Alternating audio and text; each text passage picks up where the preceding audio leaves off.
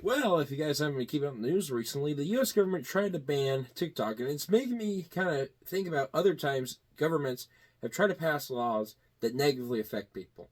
Now, what could that be? Oh, yeah, Prop 12. That's right, today, ladies and gentlemen, we're talking about Proposition 12. It's a California bill passed in 2018. There was a lot of fighting between California and other states that produced a large amount of pork, like Iowa, the state I'm from. Between 2018 and 2024, which is when the bill actually went into effect.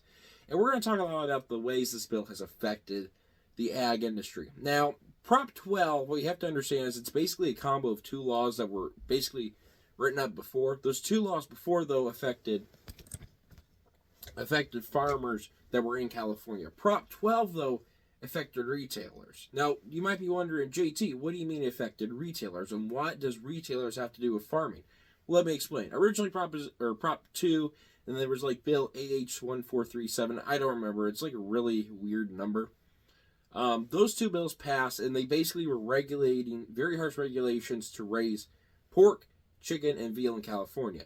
Now, what you have to understand when you put a bill in an estate is basically you're telling all the farmers in that state that you have to comply with these laws. It'd be like, let's say there's a bill that passed in Iowa that says all cows have to have a polka dot on them. Every farmer in Iowa has to put a polka dot on their cow. But a farmer outside of Iowa could sell a cow that doesn't have a polka dot on it into the state of Iowa because it's just the farmers they're regulating. That's what these first two bills kind of affected. They were affecting farmers who lived inside California. But Proposition 12 was affecting retailers. And I already want to say, if you are a California farmer, I got a lot of respect for you guys because the amount of regulations you guys have to deal with is just absurd. Like, it's crazy. I met so many kids who farm in California through FFA by going to National Convention. And hearing some of the stories these guys have is crazy. I might make a video about it one time, but it's pretty, it's definitely an interesting topic. But getting back onto track. Essentially, when Prop 2 and this other bill were passed, farmers from outside the state could sell pork, chicken, and veal into the state of Iowa, or into the state of California. And that's the thing to also keep in mind. Proposition 12 affects veal production, poultry production, and pork production. We're mostly going to be focusing on pork production because that's the one that negatively affects the most. Veal, I don't really understand that industry too much. I tried to do a little research about it earlier, but honestly, I think I need to understand a little bit more before I actually start talking about veal. And poultry is kind of interesting. A lot of the regulations had actually lined up with other state regulations, so there wasn't as much pushback against poultry as there was for pork. But getting back onto track, Prop 12 affected retailers. So basically told retailers, if you want to sell any raw eggs, chicken, or veal, you have to get it from a farm that is working regulations of our laws. Now that means a state law has kind of become a federal law all of a sudden, in a way. So it's not necessarily saying, oh, all states have to comply with this, but all states that want to sell their food to us are going to have to adhere to our laws and stuff. And you might be saying, that doesn't sound too bad, GT. Well, here's where the problem begins. So here's a couple numbers for you. Before Proposition 12 went into effect, California was consumed 10% of all U.S. grown pork. That's a lot of pork, okay? After Proposal 12 went into effect, after 6 months it went into effect, so this is mid-2024 because it went into effect January 1st, 2024, pork consumption had dropped by 2%. And this is according to the University of California. A couple of the numbers you'll find out there are either a percent up or percent down, but we're going to say 2 because that's the average I've been finding. Now, additionally, if you also want to talk about how this is affecting the consumer, look at the numbers of cost, okay? Pork itself raised 41% in cost in 6 months after this law went into effect. Now, I might be saying, JT, what exactly is so rough about these laws? Why won't farmers want to sell their animals to California? Why can't they just change their barns? Well, that's exactly where the problem is. We're going to give pork an example, but you also have to keep in mind these space regulations were also affecting veal and chicken.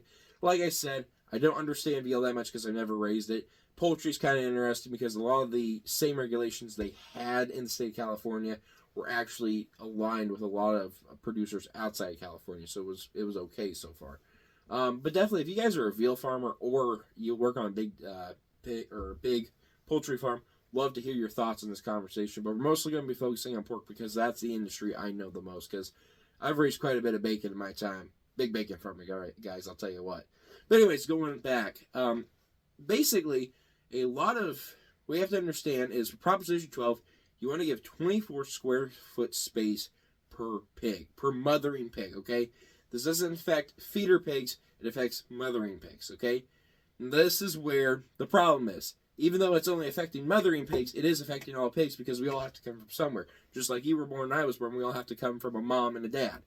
Well, when you're affecting where the mom pigs can be at, you're affecting how much production farmers can have. Now, on average, there's 20 square feet per pig in a confinement building, okay? Proposition 12 want to move that number to 24. Here's where it gets very complicated, though. Not only did farmers have to give themselves more space, this also comes in effect when it comes to having these pigs give birth, and when they're in something called a farrowing pen.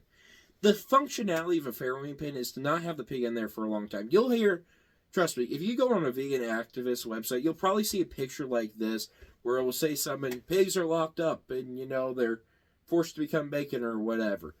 But in all actuality, this is a pen that the pigs are in for a very, very, very short amount of time. We're talking about a week, week and a half, possibly 2 weeks. You also have to keep in mind the mama pig is giving birth to 8 to 12 piglets in the time. For all my women in the audience, you probably could put this in the comments down below, but just to state the obvious, childbirth is not easy, especially when you're giving birth to 12 little bacon seedlings. I mean, come on, that's going to be hard on you. So most of the time these mama pigs give birth, they're going to be wore out. They're going to be tired. They're not going to feel like walking around that much.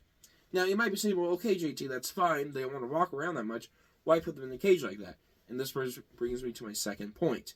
See, what you have to understand about these farrowing pens is it's not only to have a space for the mom to give birth, it's to also protect the mom and the pigs, and the mom and the piglets, and it's also supposed to allow different temperatures, okay? I'll give you an example real quick. First and foremost, let's talk about temperatures and stuff like that. Lots of your baby animals, and even you when you were born, you can't regulate your body temperature that well. I mean, really the only animal that I can think off the top of my head that can really regulate their body temperature right off the bat is cattle, which is kind of interesting, but that's a topic for a different day. But when we're talking about pigs, they can't regulate their body temperature that well when they're very, very young.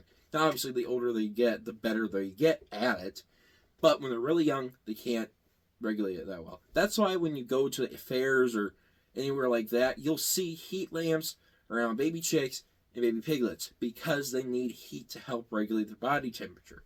Now, on the other hand, though, moms, of course, are older than the piglets. I mean, that's just an obvious fact here. They can regulate their body temperature better. So let's say we're having our sows give birth on a hot July day. Piglets are in the heat. Mom is going to want to be cool. The farrowing pen allows mom to feed the piglets, and they can have a heat mat, they can have heat lamps, they can be warm, while mom can have a fan on her and be cool, which is really nice because it allows mom to rest, allows her babies to eat, and allows everyone to be in a happy temperature. Or let's go to wintertime. It's going to be super cold outside. Mama is going to want to be warm, and so are the babies, but the babies are going to want to be way warmer than mama is. Babies are probably going to want to be about 190 degrees Fahrenheit. Mama's probably going to be about that 70, 80 degree Fahrenheit range. It really depends on the age and on the breed. But we're just going to say those numbers for now, okay? But let's say we want our piglets at 100. We want mama at 80. That is a 20% or 20 degree difference, okay? That's a lot of a difference, especially when we're talking really, really young piglets. So not only are farrowing crates great at regulating temperatures for animals, they're also good at protecting piglets from the mom. Now, what do I mean by that? Well, calves have really great, cows are really great mothers, okay? Human moms are usually really great mothers. I would know I have a great mom. Pigs are horrible mothers. They are not good mothers, okay? Pigs, so if a cow mom gives birth, okay, a heifer well, she's not a heifer anymore. If she gave birth, she's now a cow. But a cow gives birth. She is very protective of that calf. I mean, she wants to protect it with her life. That's why you'll see a lot of videos of guys on ranches and stuff running away from angry mama cows because they are going to protect their baby no matter what. Now, some of that also depends on the breed of the cow. But for the most part, cows are really good moms. They'll take care of their babies. Pigs suck at it. They're not good moms. Now, there's two big areas to keep in mind of why mama pigs are not great at being great at being moms. Not great at being pigs. They're good at being pigs. They're bad at being moms. One, mama pigs don't care what they sit on. That means if a piglet gets under her, she's going to sit on them. Now, farrowing crates, you'll notice there is bars and stuff between the piglets and the mom. This is to create a border. Now, this doesn't work 100% of the time, but it works a lot better having something there stopping the piglets from getting too close to mom, allow mom to have her own space, than not having anything there and making it harder for the piglet, or making it where mom could actually sit on the piglets if they get under her. Because she's not going to get up. She's just going to lay there. And that pig is going to suffocate. And that's a horrible way to die, if you ask me. The second thing is, pigs are cannibals sometimes. It's unfortunately a fact of just raising livestock and hogs. I've never personally experienced it, but I know a couple people who've told me stories, and it is a real thing. You can look this up, where mama pigs will eat their young. Not because they are in dire need of food, not because they're in dire need of nutrients. They'll just do it for the heck of it. We don't know why they do it. They just do. It's really, really, really weird. But we have our two reasons of why this is really important. With Prop 12, you have to consistently provide 24 square feet for those mama pigs, okay? On average, the crate itself is going to be about 14 square feet. If you add the sides to it, the sides to that farrowing crate, the standard one we use here in Iowa, it's going to be about 14 to 20 square feet. It really depends. But we're going to say 14 just to have an average number right now, okay? Keep in mind, the mom's in here for a week to 2 weeks if she really needs it. Usually it's going to be about a week and a half, a week. It really depends on the operation. But we're going to say week and a half at the most, okay? Now, California wants you to have 24 square feet to raise these pigs, or to have the mom give birth in, additionally, right? Well, that means allowing mom to move around a lot more, which means we're upping our risk for pigs to get hurt, to get crushed, to get eaten. Unfortunately, that's just the fact of it. Because when mom is there in her own little space and piglets can feed off of her, they can grow up nice and strong without having a lot of risk of them getting hurt. Additionally, to add on this, I have a couple metrics and numbers, okay? Okay, for those of you who are wondering, I actually did a report on this my first semester of college. And basically, this is what I found out, okay? California's requiring 24 square feet for the full production length of the sow, okay? That's including when she's in the pen, when she's in the pen with the other sows, when she's in the farrowing crates, all that stuff. To keep it simplified, we're just going to compare farrowing crates here. The standard Iowa farrowing crate for the sow space is about 14 square feet. The standard farrowing crate for the sow in California, a farrowing crate, is 24 square feet with the piglets in there with her, okay? To keep this as simple as we can, to just show you what this is going to look like, we're going to just talk about the production loss, okay? Now, we're going to say I have a 200 square foot barn with a regular 14 square feet building, or 14 square foot farrowing crates. I can fit about 14 farrowing crates in there and have 14 sows farrowing at the same time, okay? Two things to keep in mind. You're going to have walkways and stuff like that in the building, but to just keep the math very, very simple and very, very easy to understand, because trust me, I'm not a math guy by any means, but I understand how to do stuff like this. We're just going to say there's no walkways or anything, even though technically you would have that type of stuff. Okay, so 14 square feet, that's what she has, okay? Remember, that's for a very short amount of time, okay? She's not in there for a full length. She's not in there for a full life, okay? It's not how the industry operates, okay? So, 14 square feet. She's producing 8 to 12 piglets. We're going to say it's 8 for the standard stuff. Now, we take that 24 square feet pen. We bump that 14 pin number down to 8. And that is a 57% production loss, folks. That is a lot of production loss. And you have to keep in mind, we're also increasing the risk factor for the piglets. They're not going to have as much adequate heating. Sows not going to have as much adequate cooling or heat. Like I was explaining earlier, you want them to have different temperature sets. And the other thing you have to understand with this too, the sow now can accidentally crush piglets. She can eat them. Like I said, the eating thing's not very common, but it does happen, and it is an actual risk we do have to keep in mind. And you know, the standard farrowing crate minimizes that risk. Okay, look, we don't like to put them in that space. Okay, but it's for their own safety and for the piglet's safety. Okay, there's lots of stories of guys who used to raise pigs in open barns and stuff, and moms would crush piglets, eat piglets, do that stuff all the time. And again, that's kind of based on animal and animal, breed to breed, but it's very, very standard issue in the industry prior to farrowing crates was piglets getting crushed. And it still happens from time to time, but the risk is minimized a lot. Now, I want to make something very clear here. You do not have to go out and buy a regular, pork that's raised in a confinement building. If you, as a person, feel like you want to have pork that's raised by like a local farmer, like myself, that raises their animals in an open pen that goes out into an area, and then they come back into the barn whenever they want, that's totally fine. There's no problem with that. The problem is when you're forcing everyone to adhere to those same requirements, okay?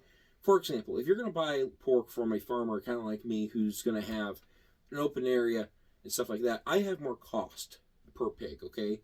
Each pig's costing me slightly more than it would for a confinement building. So my product is going to be more expensive, okay? People have different needs when they have for food. Some of it's sustainability. Some of it's they want to know their food's come from a certain place. They get returns from that. Some people just want to have a cheap, reliable food source that is safe. And that's what confinement buildings and farrowing crates and stuff like that are for. To provide a cheap, safe, and reliable food source. Sorry, I gotta catch up on my words there. And that's the thing. California already struggles to feed its population with farmers within the state. The vast majority of pork comes from outside the state, okay? And I'll give you some metrics. I said this earlier, and I'll say it again. There was a 41 to 44% increase in food price with pork alone. It's insane how much money you have to pay for pork. It's just insane. And like I was saying, this does affect poultry. It affected a lot of poultry farms and stuff like that. And I might do a video just on poultry farms alone because I'm really focusing on the pork aspect. Like I said, it adhered to some state laws. It didn't adhere to some. There's a lot more divide, I would say, the poultry side of it than there was with the pork side. Pork side was a lot of farmers. There were some farmers that were like, yeah, we can adhere to these new laws. It's totally fine. And then there was a large portion of pork farmers that were like, no, this is a terrible idea. And like I was saying, you have to, if you want to adhere to these laws, let's say your farmer's selling the pork to California for a really long time, you now have to completely change your building. You're now losing on production loss, and you're now going to lose more piglets. Okay? It's just insane. And like I said, it's not fair to people that have different needs for their food to have to pay a price for something that's, affecting them this much. And also, the other thing to keep in mind, this was a bill, Proposal 12 was voted on by the California people, okay? The reason I bring this up is because this brings up my final point of this, ag education, okay? Look, I'm going, as you can see, I was a big FFA kid. In FFA, I've won plenty of awards. I ran for many offices. I was actually president of my chapter for a year. I was also treasurer, sentinel, and I also ran for state office last year. I'm also going to college right now to be an ag teacher, okay? This is what I like to do. I like to teach people about stuff. But the vote, so this wasn't like a typical vote. Proposal 12 wasn't. It wasn't like your typical vote like in the Senate, like yay, nay, whatever. This was a statewide vote that was taken during like when they're electing officials and stuff like that. And see, a lot of public politicians pushed this bill very heavily, and their whole entire stance on it was, this is better for animals, it's going to provide safer food. Some said that. Some seriously said it's going to provide safer food. I don't know what allowing 4 more square feet is going to allow a pig to have safer, or be safer necessarily, when in reality we know this makes the piglets more unsafe, and we also know this is going to jack up food prices. It's just, people were not educated on the topic, and unfortunately politicians who wanted to push this agenda pushed the agenda that this is good, we want this, we need this. And unfortunately people are now paying the price. It's becoming harder and harder and harder to feed a family in California. There are struggling moms and dads and kids out there right now that don't have a full stomach because of laws like this. Because there's laws limiting the ability to production, okay? We as producers take good care of our animals, okay? You can see this. You might see vegan groups such as PETA or other animal rights groups, and I'm open to a video against animal rights versus animal welfare because there is a big difference. They'll say negative stuff. They'll say, well, people commit, or say producers don't care about their livestock and stuff like that. Like we don't. Here's the thing: we do care about our produce and our livestock, because if we take good care of our livestock, they're going to take good care of us. And what I mean by that is, if we provide a good life and take care of these animals, they in return, when they go onto the line and they go get, when they become food for us, they're going to provide us with good food. You can prove it with many, many, many, many, many different cases. When you don't take good care of animals, they don't take good care of you. And that means the product's not going to be good. We as producers want to make sure we're giving consumers a good product. But also the other problem of this too is when producers will say stuff, there's only 2% of us in the U.S. population that are actually producing the food. And the other 98% of people don't have any experience in food or with producing livestock or crops or anything like that. This brings me to my other point, my last point I want to make with this. 7% of the U.S. population thinks chocolate milk comes from brown cows. And 44 to 46% admit they don't know where the vast majority of their dairy products come from. That's a statistic from U.S. Dairy.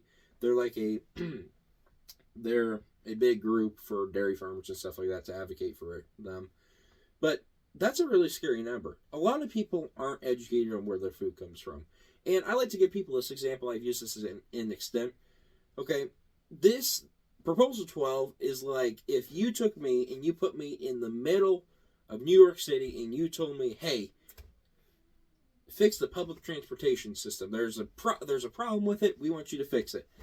How am I going to know how to fix it? I've never lived in a city. The most I've ever been on public transportation was a subway car in D.C. for a week that I rode like every once in a while. I don't understand anything about public transportation. How am I supposed to fix that?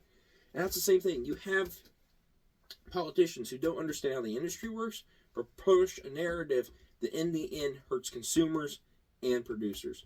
What I want you guys to get from this whole entire lesson I'm trying to build up to is if you hear anything that's affecting the ag industry, any law that affects it in any way, shape, or form, chances are it's going to affect you too. It's going to affect your wallet and what you can put on the food, put on your table for food.